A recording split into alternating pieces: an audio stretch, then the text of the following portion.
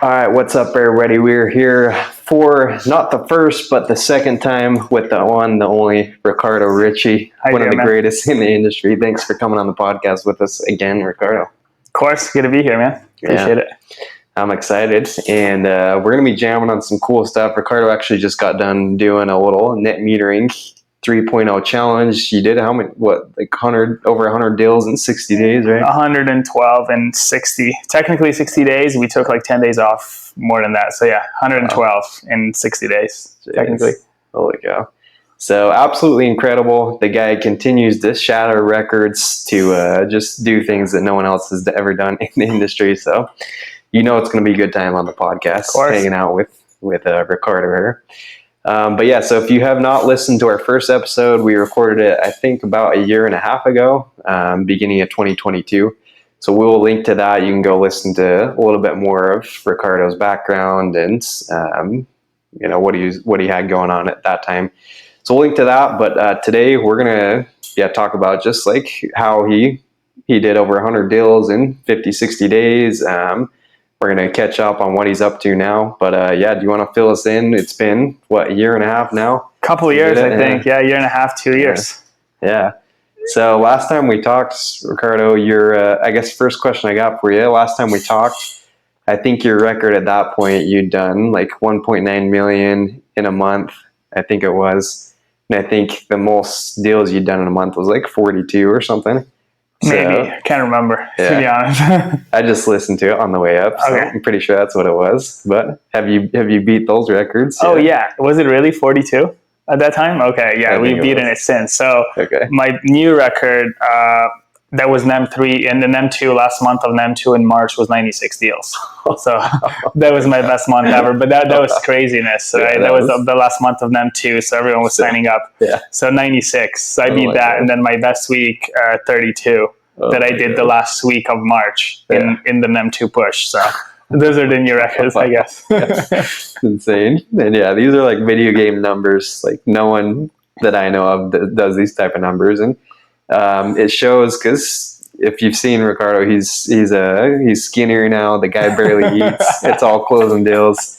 But I told him he does look like he has a little more meat on the bones since last time. Last time I saw him, he looked like a skeleton. So I haven't closed anything in like a month. So that's why we're just not out there. He's filling up the cupboards again. So do you want to fill us in? It's been a year and a half. Do you want to fill us in maybe like what you've been up to since then? I know like you obviously have your company Momentous series, so catch us up a little bit. What's happening past year and a half? A lot of stuff. Stuff happens. So little fill in. Obviously, last time we talked, we were both at our old company. We were there together. Obviously, things happened there. So about 6 months ago, started Momentous with Travis, and then all of our original team that we had from Future Home came over. A lot of guys, and we started Momentous since then. So that was officially started in January. Ever since then, it's been crazy. Had a ton of growth going on. We started maybe with 15 people at a time, 20 people. When we really first started Momentous, we're up to about 100 now, just on the door-to-door side. Wow. We launched a virtual division that's really just starting to pick up. We started that a couple months ago. We have about 30 people or so on the virtual side, so cranking the online game and call centers and Zoom and all of that fun stuff. So it's just been exponential growth since. So really just relearning a bunch of other stuff and scaling the company, doing all new things. So it's been fun. It's been good. Awesome. A lot of stuff. And like you said, we went through a lot at our previous company when we were working together, and I'm sure there's been a lot of lessons learned since then. Tons. But like for you starting your own company now, what's been the biggest, I guess, shift you've had to make? Like, is it more work? I know it's more work for you, but what's been the shift for you having to go from selling to now like teaching everyone else to sell to running the entire company? Do you have any, I don't know. Yeah, 100%. It's a lot more work to answer the question. A lot more work, and it's a little less fun, but it's more fulfilling in my opinion. I mean, the biggest shift is really going from it. I mean, I had teams before, and I had pretty big teams before, so it's something that I learned, but it's one thing to have a team or manage a team in a company, and it's one thing where you actually have the company, because then everything falls on you, right? There's nobody to blame. There's no one to point a finger at. It's all on you. So it's really that extreme level of ownership to where like anything that goes on in here, it's my fault at the end of the day. So he's really having that ownership, but also like just shifting the mindset, right? To I'm pretty self-accountable person, meaning I know that if I have to get something done, I will. But then it's learning to really instill a culture and build a culture where everyone else kind of does the same thing and gets the same results as I did. So it's really shifting the mindset. Obviously, I've always been really focused on personal production, and I know I can go out and produce big numbers. So we got to a point where like that's really no longer a challenge, quote unquote, for me to do. And so the biggest challenge is how many people can we teach how to do the same thing, and how can we have a cool culture and create a lot of success. So it's really just shifting a mindset from my personal results and personal production to collective results and collective production, right? So if I were to make a decision before, maybe a year or 2 years ago, without a company, I would have made a decision that would benefit my personal production. Whereas now I'd make a decision that benefits the collective. So it's just a different vision, different way of looking at things. Makes sense. And what's cool is you've been able to replicate. I mean, no one's doing the numbers you're doing, but you have several guys, like we just said. Cade Hildstedt on the podcast is doing 25 to 30 a month. I know you have a lot of other guys, setters that are cranking deals, a lot of guys producing. So, it's like, I think what's cool is you've really taken it leading from the front to the extreme, and guys do insane numbers. Like, I don't know anyone that does the type of volume, I guess you could say, like per capita, based on team size. You probably have the heaviest hitting solar team that I've seen in the industry.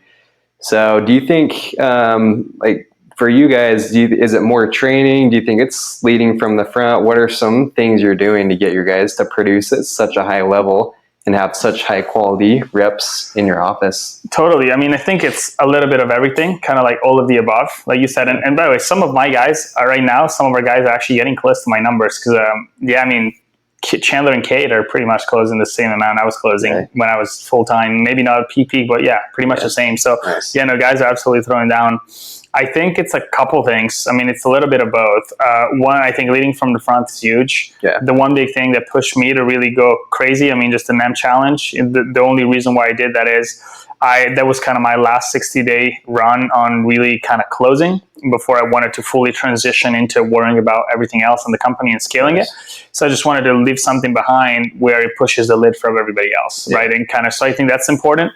At the end of the day, no one is going to do the numbers that are unthinkable or that you don't think anyone's going to hit unless somebody does it first. And so I just wanted to be the first person to do it. So where everybody else can kind of follow in those footprints and footsteps and see how to do it, right? Because obviously it's a lot easier if you see somebody in the office that's next to you all day, every day, doing this type of numbers. It's a lot easier to actually go do it because it gives you belief. It's a thing in the culture. And obviously training is huge, right? So we do a lot of training. We role play in the office. We have a very specific way in which we train.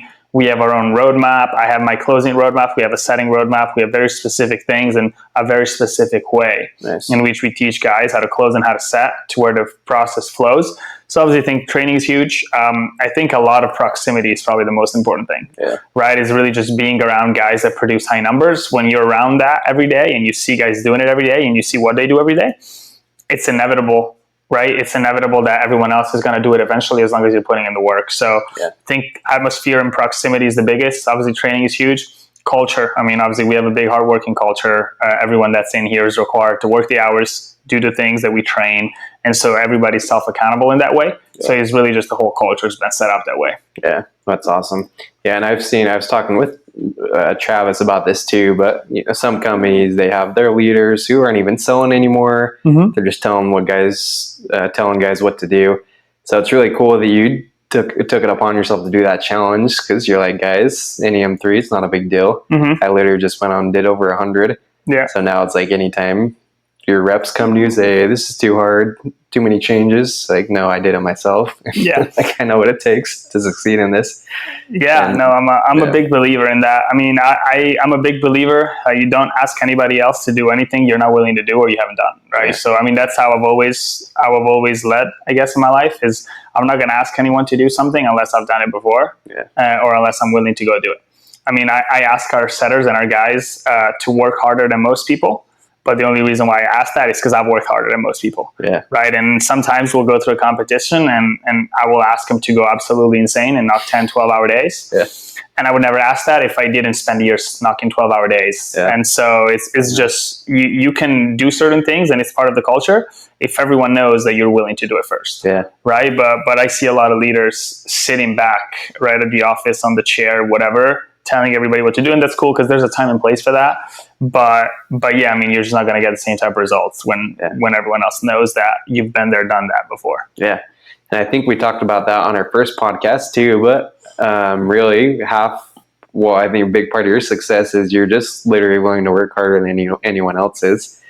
I watched a video of Will Smith the other day. They were asking him like why he's such a good actor or like what it takes to succeed. And he's like, if you put me on a treadmill with the other guy I'm competing for the acting job against, I would die on that treadmill. That's why I'm successful, because I'm willing to die on it. You seen that video? That's good. 100%. That's good. So, like, I think you guys are doing the same thing, and I know that because we had just had Cage, one of your top guys on the podcast, and you guys were just talking about outside. Cade's like, oh, I've been working 7 days, or maybe it was last month or something. 7 days for a month. I was sick for like 2 weeks after that or something. So it's like all your guys are doing stuff that you're doing, and I see that it's a big lead by the front team. And yeah, absolutely, it's part of the culture. I mean, and obviously everybody gets rewarded for that because I mean, you get big numbers, and there's a lot of things that come with that, which is great. But obviously, it's just showing an example of what it actually takes. I think the biggest thing that my guys get to see that nobody else gets to see is what it actually takes to do those things. And that's why the NEM challenge that we did, I filmed a lot of things. I was filming before and after videos, morning, night. I was filming my closes, but I really just wanted it to be something to where everyone actually gets to see what it's like to do something like that. Because my guys see it, right? They see me in the office and I'm destroyed, I'm tired, I'm not sleeping, I'm just going, right? But nobody else does. And then maybe they just see the number and they see, oh, he closed this many, must be easy, or whatever, must be lucky, or he might, so my guys get to see that part, and that's why they emulate it, because they're like, oh yeah, I mean, I guess he does that, I do the same thing, they get the same results. I mean, Katie is averaging probably the same amount that I was closing. A peak, he's closing 50 deals a month right now, so yeah, it's just a good role model. I think just a good way to show, at least. Yeah, for sure. You have so many guys that are producing at that high level. But yeah, I want to transition a little bit, and I'm sure people are curious to know like how you actually, did the 100 deals in 2 months or whatever. We'll talk a little bit about that, get into your close a little bit. If it's cool with you. But yeah, I think just going off that, just to finish that thought you had, if you're listening to this podcast and you haven't put in those long days like that, I think that should be one of the first questions people ask themselves if they're not having the success you want to have. It's like, are you really putting in that effort? Mm-hmm. Are you working like 10, 12-hour days before you throw in the towel? Because a lot of guys, they complain about not getting success. That's, I'm sure for your guys, if they're not having success, that's probably like the first thing you look at, right? Like how many hours are you actually working? 100%. What's the time you're putting in? I mean, yeah, I'll give you a little glimpse of that. The way I just actually finished. I spent the last 2 weeks basically having a one-on-one with every single person in the company. I have a few left, but I've done most of them. Nice. And so kind of really diving in each person per person to figure out what it takes for them to be successful. Cool. And obviously that happens a lot. You're like, oh, I'm not getting the results I want. And we track everything by inputs. I'm a big believer in inputs over outputs. Yeah. Even when I'm going on a big push, if I want to sell a ton of deals, I never count the actual deals. I don't count how much I'm actually selling. I only count my inputs. Am I working the hours? Am I hitting X many doors? Am I hitting X many appointments? How many hours a day am I working? Yeah. Because as long as you do that, everything else falls into place. So that's the first thing. I get a lot of people, like tons of people that will ask me, Ricky, what's your closing line? Or what's your secret? You've heard it all. What's your secret? What's your closing line? What do you do to close that many deals? Yeah. There isn't really a secret. But Obviously there's things you can do, right? There's a good process and a bad process and all of those things. But I always say the first prerequisite is, are you working 10 or 12-hour days? Because if you're not, there's literally nothing I can teach you that's going to increase your production. Maybe a little bit. Yeah. But so that's the way I approach everything with our guys. When they come to me and they say, I'm not closing as much as I want to, or I'm not producing as much as I want to. Yeah. Okay, let's look at your hours. Let's pull up the knocking app. How many doors did you knock? What's your conversion? How many hours? What was your first door? What was your last door? Right? Let's track actually how many hours you've worked. Yeah. If you haven't worked the hours, like, we're not going to train. Go work the hours.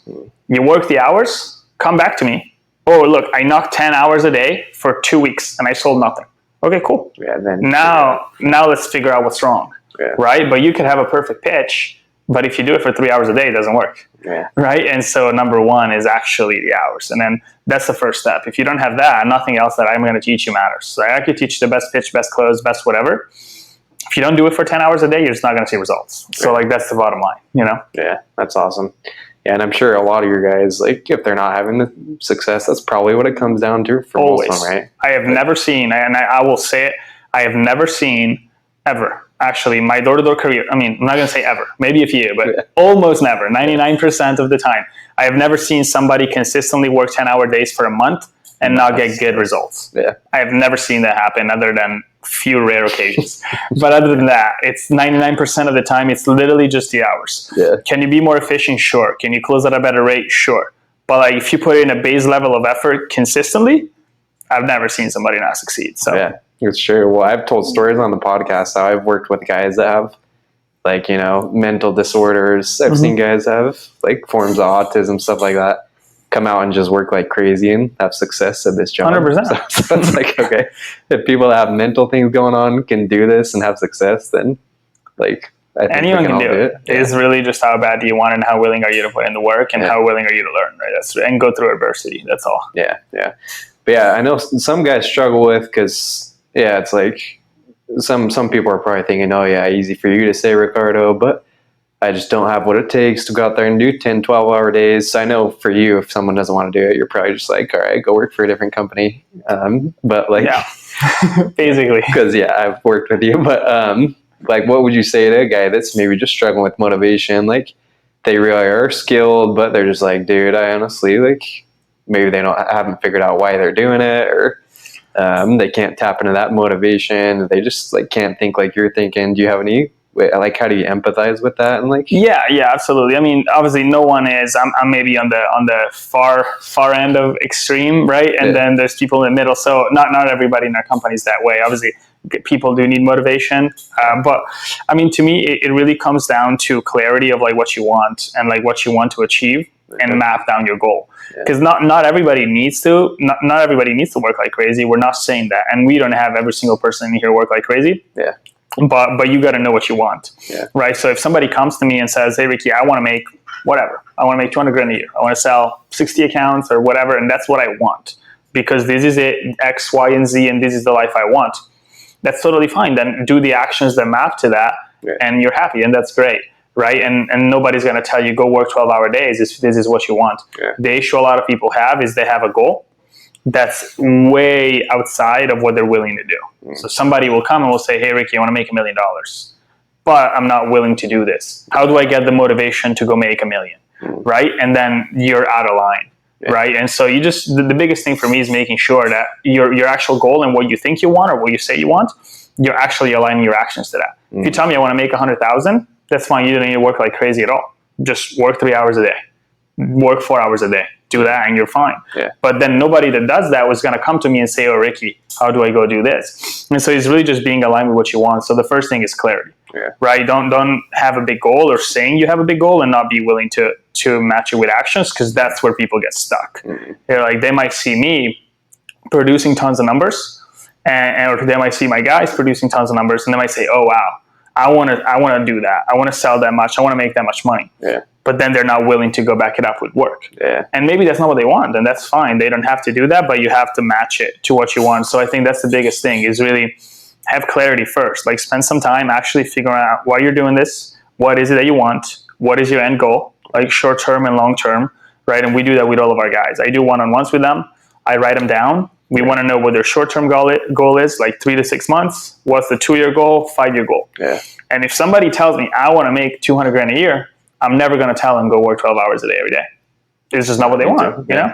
But map it. Somebody tells me I want to make 10 millions in the next 3 years. Cool, we can map that too. But it's a completely different roadmap. And as long as you're willing to do what it takes, then you'll do it.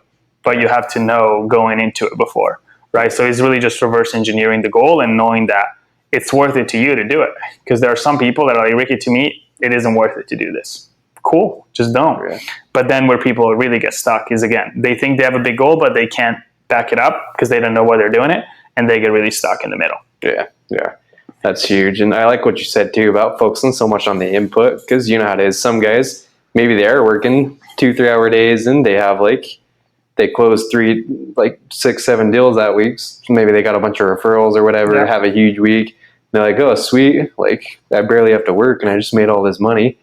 But what you're saying is you don't care whether you close 20 deals in a week or 5 deals in a week. If you put in the input, that's what you're going to do. And I remember we talked about in the first podcast too. I think you said you had a few weeks where you worked just as hard, as not harder, and you only closed maybe 3-4 deals a couple weeks, but you put in the input and you stepped away from that week satisfied, like you did with what you said you were going to do. So yeah, that's massive for me. And that's actually me and Kate were just talking about that outside. And that's what I preach. But I think, and the more you level up and the more numbers you sell, and then, now you have company stuff going on. So the more you step up, the more things are just outside of your control. Yeah. There are just so many things. Obviously in sales, number one, right? Yeah. I can go out and work 24 hours a day.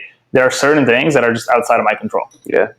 Probably if I go out and work for 24 hours, I'll probably sell a couple deals, but there's a chance I don't. And if I don't, that's fine. But yeah, all I care about is inputs. Because the thing is, consistent inputs over a long period of time are guaranteed success. Yeah. Now, you don't know exactly how long it's going to take. Could take a month, could take 3, 6, 12, 24 months. But I know that if I do this for the next 24 months, every single day, and I never miss, there is zero chance I'm not successful in 24 months. Yeah. I might not be successful in a month or 2 months or 3 months or 6, whatever it takes, right? But if I do it consistently over a long period of time, it's impossible. So that's all I care about. As we said, some of the weeks where I've been the most upset at myself were some of my best weeks. Okay. Because I would have big weeks and I would look back and I realized I coasted a little bit. I'm like, oh, wow. I could have had 5 or 6 or 7 more deals. I just didn't work. Maybe I already had 4 deals that day and it was 7 o'clock and I go home. And maybe I could have gone 1 or 2 more, right? Things like that, that will upset me. I had weeks where I had very few deals, 3, 4, 5, whatever it is. But if I went out there and I worked all day, every day like crazy, I get to Sunday, I look back, I'm like, nothing else I could have done. I'm happy, right? That's what I had to do. And that's fine. Some of the weeks, my best week, 32. The 32 week, I didn't work Monday and half a Tuesday. And I'm still upset about it to this day. And it's not that I was coasting. I was dealing with payroll. I was doing payroll. So on Monday, I was running our payroll and I just didn't work at all. And then Tuesday, we were finishing up stuff and I was doing company things. So I didn't start selling that week until Tuesday. And to this day, I look back and I'm like, that upsets me because it's my best week. So everyone's going to ask, what's your best week? And it's that 32. And I know that I'm missing a day and a half, right? And that will upset me more than having a 4-week working 24 hours a day, right? So, I just map everything to inputs. Yeah, you got to make Travis do payroll, man. Now he does. That's what he told me. That's where he's going. That's funny. But no, that's awesome. Well, yeah, so to shift gears a little bit, Ricardo, I want to talk about, we're in net metering 3.0 here in California. You just did over 100 deals. And a lot of people, as you know, were pretty fearful with NEM3 rolling around. Companies went out of business, tons of reps got out of the industry. People were losing their minds over it. So that's what's really cool is you just showed everyone that's there's no reason to lose our minds. We can still sell. But yeah, what were your thoughts as NEM3 was rolling out? Were you guys nervous at all, or what were you guys feeling as NEM3? Frankly, no, not at all. I didn't really know what was going to happen. Nobody did. And everyone knew we had to adapt, but there was never a second in my mind where I was nervous. I knew we'd figure it out. The second they announced it, I was very pumped for the January to April sprint. So the second they announced that, I still remember because we finished our selling season last year about mid-November. Everyone went home. We were on holiday and everything, and the NEM2 announcement came some point in December, I think. And I was with family. I was on vacation, and I wasn't planning on having guys back to sell until February, March. Everybody was coasting. And I remember NEM2 happening, and I just dropped the text in the group chat. Guys, we're back January 1st. Let's go. So I was excited for that for the 3-4 months. But other than that, no, I was never really nervous. I knew we'd figure it out. I didn't really know how we would go about it. But, in my eyes, If you know how to sell once, you know how to sell everything. I mean, obviously I've sold solar alarmers, I've sold pests. I've had the same results in all of them. Yeah. I've seen guys get the same results in all different markets. So I never really thought about it that much. Nice. I mean, people outside of California have been doing that. And so I didn't see it as a big deal at all, which then it showed. I mean, everybody left. The people that stayed are still getting about the same numbers as before, so nothing huge. So that's kind of what I thought about it at first. No, that's good. Well, yeah, you obviously figured it out really quick, went straight into it. But yeah, what transition or what adjustments did you guys have to make, if any, or what changes did you guys make rolling in? I don't know if you train your guys different now because of it. Do you feel like there's a lot of things you've had to do different, or pretty much all similar? Not a ton. I think the funny thing about it is, obviously we're in solar. This is our day to day, and so we all know about it. Customers don't, right? I mean, some customers do, but like really 90% of customers don't know that there was an M2 or an M3. Right. And so when people go and like they overthink an M3 and they over-explain to the customer, like they don't know. They don't know anything. To them, this is solar. So what's the difference of me just selling you solar or now selling you, it's solar and a battery? It's the same thing. This is how it is. And so it's really just selling it in that way. That was the biggest adjustment we had to do, is just started selling batteries. We never sold batteries before. Okay. So just had to learn about how the batteries actually work. And we used to talk people out of batteries in them too, if they wanted it, right? And so now we sell a battery with every job, but it's really just learning that, which is a pretty quick learning curve. Obviously, the monthly cost is higher, the savings are less, but it's a different value proposition. Yeah. I never like to sell on savings anyways. The last podcast, I think we talked about that. Yeah. I never really base my close on savings at all. It's always been, equity, or it's been inflation control or ownership, independence. So that's what I sell on, and that's what I teach our guys to sell on. So we didn't really care about, losing savings as much. Obviously, we used to save 30% or 40% of people in M2, and now you save 10 or 15%. Yeah. Savings are still there. It's really just a different value proposition. So just adjusting a few different things, but the overall concept of how you sell, it's the same. Nothing's different. Yeah, definitely. Yeah, sales. Yeah, once you have the skill to sell, like you said, you can really sell anything and transition and figure it out. But yeah, like another big change, I think you guys are doing a lot more like PPAs, leases and all that, right? Yeah. So that's something that's changed here in California is, I'm sure you'd agree, it's nice now. You can do these leases or PPAs, batteries are covered for 25 years, and you don't have to add it onto a loan and all that. Yeah. And then obviously right now we're dealing with higher dealer fees, higher interest rates.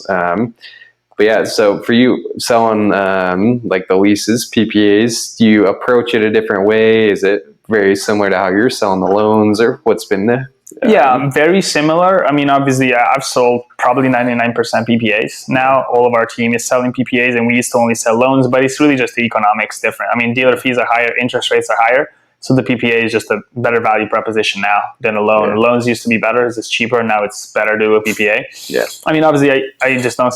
We used to sell on equity a lot. Can't sell an equity on a PPA, so I guess that's the only switch. Okay. Other than that, everything is the same. I mean, PPAs easier. I mean, there's less there's less to explain. Right. Yeah, it's just the price per kilowatt hour. So the same value proposition. You have an escalator, right? So instead of being fixed, you have a small escalator, but it still goes up way less than Edison. So it's really just emphasizing that. Yeah. That's pretty much it. Not a big switch. It's really just, obviously, we're not going to harp on equity as much. If it's a PPA, we're not going to talk about that, and everything else still stands, right? But now you have a battery to build a lot of value on. So we build a lot of value on the battery, and that's pretty much it. Gotcha. Cool. Well, yeah. So I want to get into a little bit of like the tactical and maybe talk about what you're doing in the close and things like that. But before we do that, just so guys understand, when you did your 100 deals in 2 months, can you tell us a little bit, like, what was your schedule? What was I know we touched on that a little bit, like aligning, having clarity in your goals and everything. But if someone's like, okay, Ricky, I want to go out and hit 100 deals in 60 days, just like you did. Can you tell them what was the sacrifice you made and what's like the clarity you had to have to 100%? Like, how'd you get in the mindset to? Yeah, 100%. To me, it's a completely different mindset to me, and I train on this to my guys. I guess I think you go deep enough times in your life, and I feel like looking back on my life, I've done this over and over where I just put myself, back against the wall, big goal, tons of work to do, and like there's really no way out. You just gotta do it. Yeah. And then you do that enough times, you know, it's kind of a separate mental space where you get into, where you're just completely laser focused, and that's only one thing you care about, and you just do it. Yeah. So I train on that, and obviously having done that before, it gives you more confidence to do it again. But yeah, I mean, the schedule was crazy. I second guessed myself a bunch of times because technically after an M2, I told myself I was gonna stop closing as much because we have a lot of company stuff going on. Yeah. And so Trav's been amazing. We've outsourced a lot of it. We have management team that deals with a lot of things, so that help a ton. Yeah.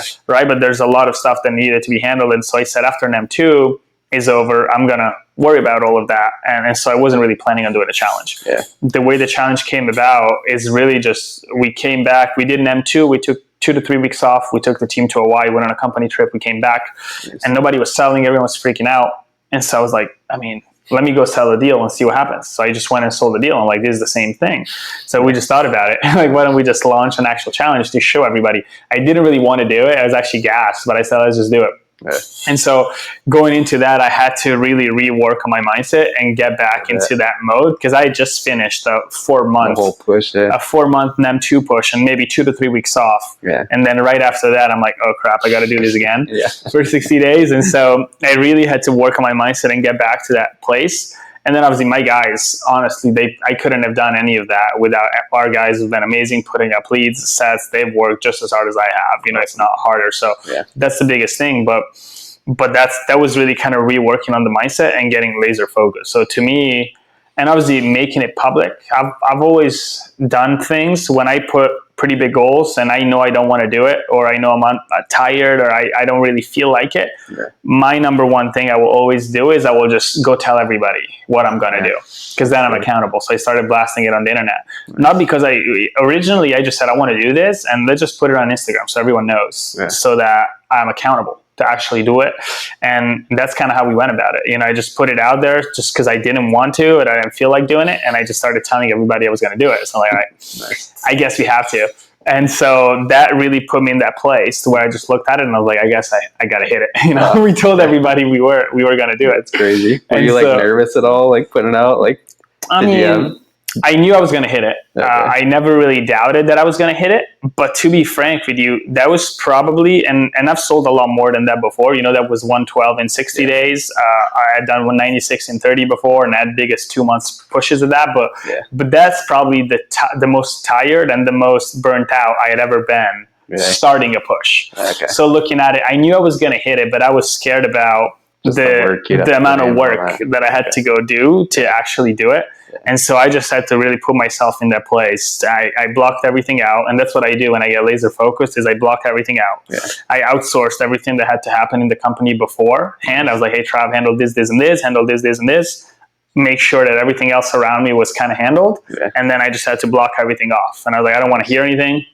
I just wake up and I hit my workout and I go out. And that's all I did all day, every day, you know, and I didn't do anything else. No, actually, I did that for the first month. So the first month of NEM3 challenge, I did 78 deals. Yeah. And then I only did 20 or whatever. I did 78 the first month and then 112 total. So what's the difference? Like 34 the second month. So I really let off the gas the second month because there were a lot of things starting to compile that I had to worry about. And I knew that would happen. So I just pushed hard the first month. I was like, let's go 78 deals first month. So I'm almost there. Yeah.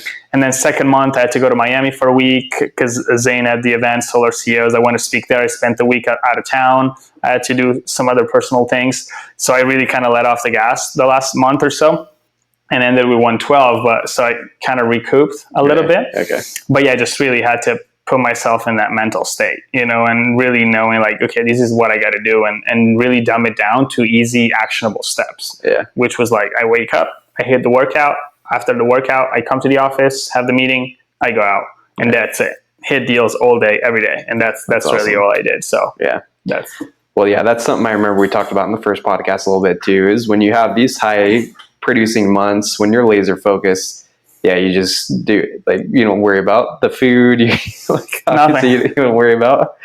You just work out and sell. Because, I think you probably agree. Like, when we have this mental bandwidth that we have to put on other things, even if we're not like spending a ton of time, even if we have to think about it, that's taking away that focus, right? Yes. And that's taking away, like, I think I read this stat, even just us looking at like social media notifications, like when you're trying to focus, just looking at these, maybe text, social media, whatever, I think it takes like a full couple minutes to get back into like that focus state. It will kill your mental focus. So for me, that's really what I do is I just eliminate every possible thing that doesn't directly correlate to my goal. And the gym and health, because if I don't work out in the morning, I just can't do anything. I won't move until I worked out, because that's just how I operate. I'm just used to doing that, and if I don't work out, my whole day is ruined basically. But other than that, like, I just literally eliminate everything. You know, all I care about, if I'm going to push, is like, I mean, sometimes to extremes, you know, but that's all I'm thinking about, is like, this is what I have to do, and I dumb down my steps of like, this is what I need to do to hit that goal. Right. And it's like, what is it that I have to do? I just got to go to as many appointments as possible, or knock as many doors as possible, or hit as many deals as I possibly can. That is it. That's the only thing I care about. Like, I didn't count deals really. I mean, I had to post them on Instagram, so I guess that kind of helped me count, but I wasn't counting my deals. I wasn't checking anything. I was literally just going and selling them, and that's it. So I didn't even really know like what the numbers were, what was going on in the pipeline. And I outsourced everything to my assistants. I'm like, you deal with these, I sell them. I don't want to hear anything else, right? Deal with this stuff. And so that's kind of how that went. Just get laser focused. Yeah. So did you have like a number in mind? Like, you know, okay, if I do this X amount of hours, I will hit the goal. Or did you just know, okay, I'm going to wake up and go sell all day? I don't know if you have like a set amount of hours that you knew you had to hit, or set amount of doors, set amount of appointments. Yeah, I was going to sets. So for me, it's a little different. If I was just knocking doors, I would absolutely just do hours. So like, that's how we train all of our setters, is like, these are the hours, and then track interactions. On the closing side is a little different, because I'm going to appointments. And so it's literally just like, when's the first appointment and when's the last appointment? And I'm going to go to all of them. Right. Or, you know, and so it's literally just the hours. I don't really set my hours. Like if somebody puts up an appointment at 8 a.m., I'm there. If someone has an appointment at 10 p.m., I'm there, right? That's it. So that's what, it wasn't up to me. So it's really just maximizing that. That's what it is. But if I was to just go out and knock, when I was just purely just knocking on the doors, then I would absolutely have non-negotiable hours. I would have X amount of time. I would have to be on the doors. Like back when I was knocking, my crazy hours, it was like my non-negotiable was absolute latest on the doors, 10 a.m. That was the latest I could be there. So most of the time I'll get there 9:45, whatever, but I would have to knock my first door by 10 and last door by 9. And I did that for a year, basically, right? And that was my non-negotiable. So I never missed it and never skipped. So that's what I would do if I wanted to just knock and get a ton of accounts. It's exactly what I would do. Just set the hours and just go. Yeah, makes sense. Do you know how many appointments you're typically like sitting in every day to do the 78 your first month? I didn't count them, but probably I was running an average of 3-4 appointments that we're going to, and then, you know, 1 or 2 will cancel or flake or whatever. So 3 good appointments a day probably that I would close. I mean, our setters, they set really good leads, because we teach them a whole frame to actually set the right way, so that by the time we close, I mean, our closing percentage is very high. When our deals sit, like, we're probably closing over 95% of them. So basically every close that you see is a set, and maybe there's 1 or 2 that didn't close out of that. So if you average it out, it's probably about 3 a day or so, 3 to 4 a day, something like that. That's awesome. Huge. Well, cool. Well, yeah. So now, you know, if you're listening, I think if people are new, you should be able to go to like your managers, maybe company owners, and break down what does it take to hit the goals you want. Because I know when I first started, I had no idea like what it took to actually make $100,000 in a year. Like, I had no idea. So if you're new listening to this, I think it's a good idea to do what Ricardo's saying, figure out what it actually takes to hit the goals beyond what you're saying, because maybe once you figure out that you're going to have to work 12-hour days, if you're not willing to do that, then obviously adjust your goal to something you're willing to do. 100%. Figure out your whys. And one cool thing I'm going to say on that, now on the company side, being an owner and like developing systems to make sure everybody kind of succeeds. I mean, that's how I've always managed, you know. Now I'm implementing systems to actually systematize that, and that's how important I think that is. So I was just on a call couple hours ago before I showed up here with our development team, and we're developing a lot of tech infrastructure for the company right now. Is getting built. And the first thing I asked them to build is literally a full KPI tracker, which is almost ready actually. We already had it. We've been working on it for a while. But basically pull all the data from our knocking apps, pull all the data from our CRMs, pull all the data from appointments. And I want to know how many doors does it take somebody? And then every single conversion from door knocked to conversation, from conversation to appointment, from appointment to sit, from sit to close, from close to install, all the way across. And we're going to track all of those. And then be able to average it out company-wide and be able to have an algorithm. And so implement that in the tech to where when somebody, like you said, comes over and says, hey, how do I make 150,000? You don't even have to ask me. Just ask the algorithm. That's what it is, right? Plug it in. And it will tell you exactly how many doors it takes, how many hours, company averages, everything. So that's how important I think it is. I literally have a development team working on this to get that built to where everybody can have total clarity, because that's the difference between a high production and mediocre production is knowing what you have to do. A lot of people think they know what they have to do, but like they don't really know what they have to do. So if you were actually executing on it, it's a big difference. And it's cool. It just takes the emotion out of it too. Like it's so easy to get emotional on the doors, or like, oh, this got to cancel here. This appointment didn't show up.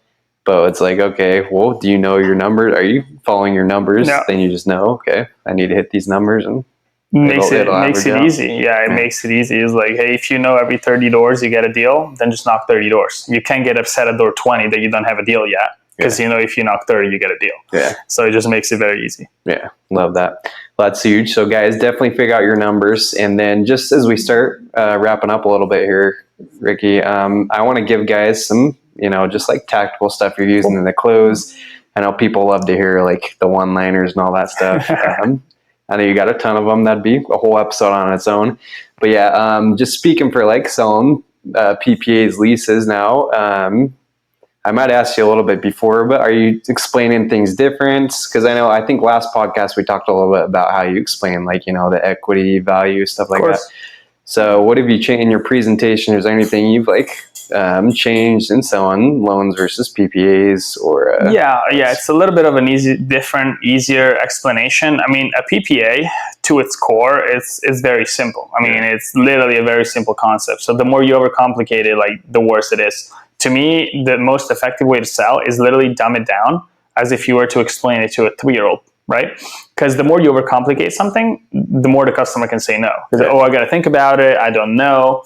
But if I can dumb it down to such a stupid level, which is black and white, like this thing is good, this thing isn't good.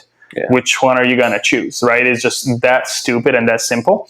Then it's always a yes, because you're just lowering the friction. So in the way I explain a PPA is literally very simple. I do everything off of kilowatt hours. So I don't really even sell the monthly payment, whatever that is. I really sell it on kilowatt hours. So I pull up their Edison bill. And like literally the simpler you can make this happen. I usually draw it on an iPad, right? But you can do it on paper, whatever you want to do.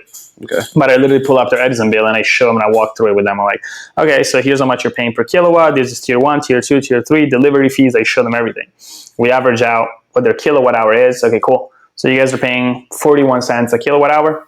This is very simple, right? If I get you approved, you don't have to pay anything for the equipment. There's no money out of pocket, no money down. We'll put it all up. All that happens is we reduce the 41 cents kilowatt hour rate. We try to get it down somewhere in the 24 to 26 cent, whatever with the battery, it's 25 to 27 cent PPA, something like that. Like we'll take the 41 cents away. If we can do that, all we do is we'll just reduce it down to 25 to 27 cents. No money out of pocket, no money down.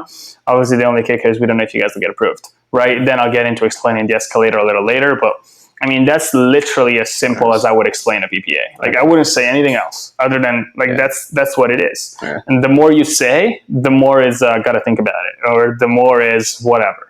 But like if somebody came to you and showed you a piece of paper and like you're paying 41 cents, it can go to 26 cents. This one goes up 20% a year. This one only goes up 3% a year. Which one do you want? No brainer. But like that's literally how you sell solar, right? It's so simple, and people will overcomplicate and over-explain and get lost for 45 minutes in the battery system and whatever. Like literally just show them a paper. 41 cents, 26 cents. 20% increase, 3% increase. Which one do you want? That's it, right? Now, not to say that that's what I say, but that's the concept. And if you can dumb it down to that elementary level where a 3-year-old will clearly say that one, Yeah. Right? That's how you sell big numbers, because then there's no guessing out of it and there's no decision. It's so simple, right? Yeah, it's, so many people overcomplicate it, and I think especially as I remember when I was new, once I started learning some things about solar, I actually started doing worse just because in the beginning I knew so little that I had to explain it so simple. Then once I understood some stuff, I would try to like sprinkle in like, oh, well, I know all this stuff about solar. And then my closing ratio went down because of it. I'm sure you've seen it. 100%. That happens all the time, you know? Like if all we had to teach you was like, this is the rate and this is the rate, and just know about the warranties and know enough to sell somebody the right offset and the right battery. Like that is it, you know? That's all you need to know. You don't need to explain every single inverter. You don't need to explain every single panel. You don't need to explain every single brand of panels, and you don't need to explain how the battery exactly goes back and forth. Like all they care about is that it works and then they get enough power and that it saves them money, and then it's a better situation for them. And as long as you know how to do it, you don't need to relay all of it. You just need to relay the right things to where they understand the benefits, but you don't need to say everything else, right? So it's really just the right way to present it. That's awesome. Yeah, and something you guys talk about a lot, I think at Momentous, well, that I've heard from all your guys I've talked to, is you guys focus a lot on doing a really solid pre-frame, like telling them exactly what's going to go on. And then you have really good hypothetical questions you ask, I know, that just kind of like tie down the customer and all that. So what are, now as you've been selling these PPAs, what are like, are you still pre-framing the same? Can you give us some examples of like kind of how you'd like pre-frame it? What are some hypothetical questions you're asking the customer? How you tying them down to it and everything? Totally. I'll tell you like 3 important concepts. Like the 3 most important concepts I'll have in my sales presentation is the pre-frame, hypothetical, tie down, right? If you get these 3 things down, pre-frame, hypothetical, tie down, like your closing ratio will double, I promise, if you really understand how this works, right? So most important thing is pre-frame. And the pre-frame starts with the set. So we teach the setter how to pre-frame it. I show up at the appointment. Most important thing is have the right expectation going into the appointment. Right? And so that's the first thing I do. I pre-frame it. I build a little bit of urgency. Obviously, when there was an M2, we'd build urgency on M2. Now we have batteries, there are interest rates, whatever urgency there is going on at that time. I show up and I pre-frame the appointment and be like, look, this is what's going on. Whatever this is, what did so-and-so tell you? They'll tell me what the setter said. Awesome. So main reason why we're here, he has this program going on. There's a lot of funding, right? Some of it is getting lifted. Some of it is changing. So we're just making sure we get every home that we can approved on time, right? Bottom line is not every home's qualified, right? I'm busy. You guys are busy. So I don't want to waste your time. I just want to make sure if it does work, we'll make sure we get you guys moving. If it doesn't work, we just won't do anything. Cool? Yes. Like very simple, right? Nothing special. But like they need to know, A, I'm busy, which I am very busy. They're busy, right? So they don't want to waste time. I don't want to waste time. I'm not going to sit here for an hour and present to you if we're not going to do it, right? I'm here for you to make a decision. If it's yes or no, I don't care. Can be no, but it's not a maybe, right? So we're there. We're like, if it makes sense, we'll move forward, get it going. If it doesn't make sense, we just won't do it. Cool? Yes, great. So we get that, and that's a pre-agreement to where at least I know after that, we move on, and we're going to make a decision at the end. So yes, no, right? Very simple. And then I do some discovery, and you start asking some basic questions like, hey, when's the last time you guys looked at solar? Why didn't you do it last time? Whatever. When the concerns come up, very easy way to handle a concern is hypothetical tie down, right? That's the easiest way you get around a concern to a fundamental level. So you can give me any concern on earth. Right? Oh, last time I did it and last time I looked at it, I didn't do it because it didn't save me enough money, or it didn't have I had a big loan amount and I didn't want to do it. Easy way to handle it. Yeah, totally understand. Those were some of the older programs, so a lot of it is different now, right? But no, I get why you didn't do it before. Just quick question, just curious, hypothetically, let's just say that XYZ problem wasn't a thing. So let's just say it did save you money, or let's just say it wasn't a big loan amount. Was there any other problem that you guys had with it, or was that kind of the main thing? You'd be surprised how many times they're like, no, that was it, right? It's easy. It's like literally the craziest thing. And so you get that, right? You get a hypothetical. Now I have an hypothetical. No, that was the main problem. Okay, so, and I can't promise anything, right? But hypothetically, as I said, like assuming that we actually did save you 20, 30%, and I'd probably ask 1 or 2 more questions in between, right? To really figure out what's going on. But then I tie it back down. So hypothetically sounds like that was the main problem. No other problems. Cool. Just want to make sure we're on the same page. If it did actually save you the money you wanted it to save you, and there was nothing out of pocket, no money down, and you got approved, is there any other reason why you wouldn't do it? Or would that kind of make sense? Oh yeah, it would. Okay, cool. Tie it down. right? Yeah. Move on, right? That's it. That's the formula. You can handle any concern with that. It's the easiest thing ever. Whatever concern it is, right? Is like, oh, I'm afraid of roof leaks. Yeah. Yeah, totally. Yeah, I mean, I would be too, right? Was the last time, is that kind of what held you back? Yeah, of course. Okay, awesome. So just hypothetically, wild question. But let's just assume that you knew for sure that there wasn't going to be any roof leaks. You have warranties, everything's covered, and you know for sure that's not going to happen. Is there any other concern you have, or is that the only issue? No, that's kind of the only thing. Okay, awesome. So hypothetically, if we knew for sure that this was going to happen and there's something in place, then it probably makes sense, sounds like. Well, yeah. Okay, cool. Well, so here's what's going on. Look at the warranties, boom, boom, boom, move on, right? And handle it. So very simple, right? But those are the three things. Pre-frame it so you know that there's a decision. Yeah. And we're going to make a decision at the end of our conversation. Yeah. Whether it's yes, no, I don't care, but it has to be a decision. Yeah. And then hypothetical, right? If we know hypothetically the concern you have was not a concern, then is there any other concern? And sometimes there is. Yeah. So you have to double hypothetical or triple hypothetical, whatever. But assuming that this is not a concern, then is there anything else? No, that's the only concern. Okay, cool. So let's handle this concern and let's move on. And that's it. And you time down. That's absolute fire. So like if you're not doing that, like that's what's made this guy millions of dollars right here. Well, a lot of things, but like in the close, that's a big part of it. This is the biggest thing for me. Yeah, for sure. Yeah. So yeah, guys, I would definitely go rewind that, listen to it on repeat, because very powerful. If you can isolate the concerns like that, like people are literally telling you how to be sold when you 100%. Do this, right? It's like they're showing, you're at the poker table, they just showed you all their cards right there. They show you everything. Yeah. And the crazy thing about it is people want to be sold. I mean, this person, if somebody handled their concern, they would have bought it, right? They would have had solar. They probably want solar, right? But they had all these concerns and nobody ever handled the concern. And why does no one ever handle the concern? Because they never ask the right questions. Everyone sell, talk, speak. If you just sit down and listen, like literally just ask questions, right? They will literally just tell you what they want, and you give them what they want. And if you have what they want, then great. That's a sale. You know, it's communication, right? It's like, this is what the person wants, and this is what their concern is. Yeah. If I have something that gives them what they want and solves their concern, that's how you make a sale. At the end of the day, it's service and it's communication, right? So that's all it is. Yeah, and really, like, we should be thanking all the bad salespeople out there that are just trying to sell and not figuring any of this things out, because that's why in California, that's why so many people aren't sold yet. It's amazing. Like, you literally be surprised how many deals I have had where it was literally like the first closer that stopped by, they just said the deal, right? And like, they just gave a presentation for 2 hours on how amazing solar is, and spent 2 hours talking about the grid problems and how awful inflation is. Everything, and the customer's down, they're sold, they're like, yeah, I mean, this is a problem. Like, we want solar. But they have this concern in their head, and they're like, oh, but we got to think about it. We'll get back to you. Yeah. And then I'll show up a week later, and I'm like, what did the last guy tell you? Oh, they told us blah, blah, blah, and I know, we understand, like, solar is great. We need to do solar, but we had this concern. Oh, what was the concern? Oh, we just didn't want our roof to leak. Yeah. Okay, so assuming you knew that wasn't going to happen, would have you done it with that guy? Like, well, yeah. Okay, cool. So if I guaranteed you that the roof's not going to leak, are we good?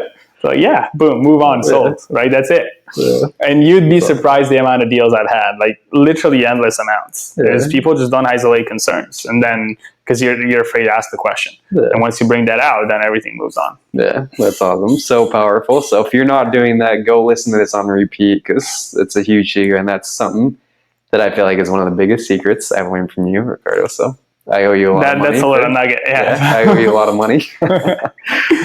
So we're short on time here. I know this could be two more episodes if we kept diving deeper into this. But if guys want to connect with you more and maybe see more, I don't know if you're doing more videos on any M3 challenge or have some content around that still. But what's the best way to connect with you? And best ways for sure, Instagram. It's at Ricardo Ricci 7. It's my name, last name 7. Probably put it on the podcast. So I have a bunch of content that we pre-filmed that I haven't released yet. We're still auditing it and cutting it. So I'm not the best at Instagram, but I'm working on it. So I'm gonna dump a bunch of content on there eventually. We have all these videos that are getting cut. So that's the best way. They'll respond to my DMs. I'm always on it. So cool. That's the easiest way. Okay.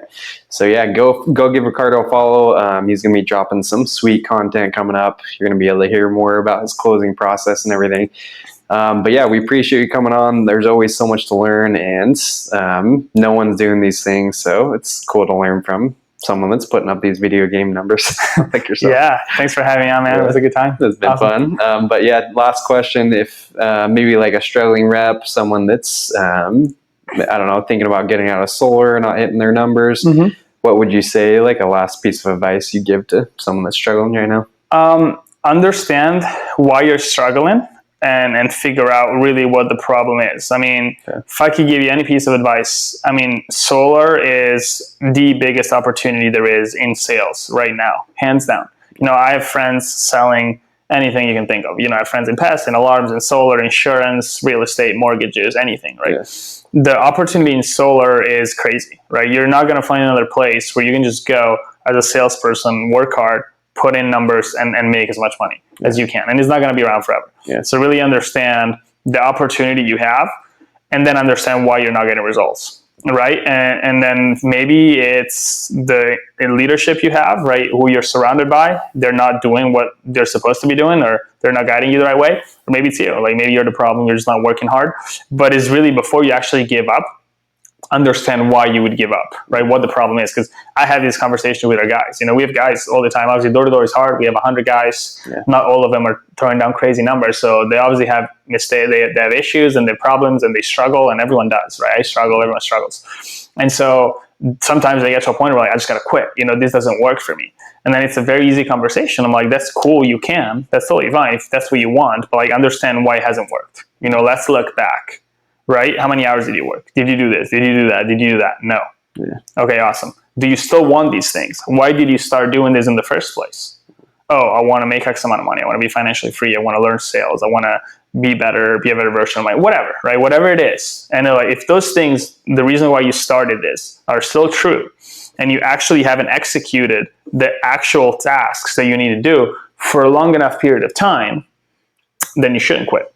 Right? Because then you should just go do the actual things you need to do for 6 months and then see if you actually get to where you started, the reason why you want to do it. Yeah. And then maybe in 6 months or 12 months, if you consistently do it and you don't achieve these things, then maybe it's another conversation. Well, like, hey, I gave it my all. It just doesn't work. Yeah. Cool. That's a different conversation. Then maybe let it go do something else. And that's fine. Right? But don't let go of a massive opportunity. It might or might not come back in your life just because you're actually not doing the things. Yeah. Or maybe you look at it and you're like, okay, these actual reasons why I started are not worth all of these things I have to do. Yeah. Then quit immediately, right? Be gone. Yeah. But you actually have to think about it and be like, okay, if I want these things and I'm willing to do this, then actually do it. And then if it still doesn't work, then quit. Yeah. But like really analyze why you're making that decision instead of making an emotional decision. Yeah, that's so good. Yeah, so I hope everyone that's questioning solar, listen to that, go back, analyze your whys, figure out, are you putting in the input that it requires?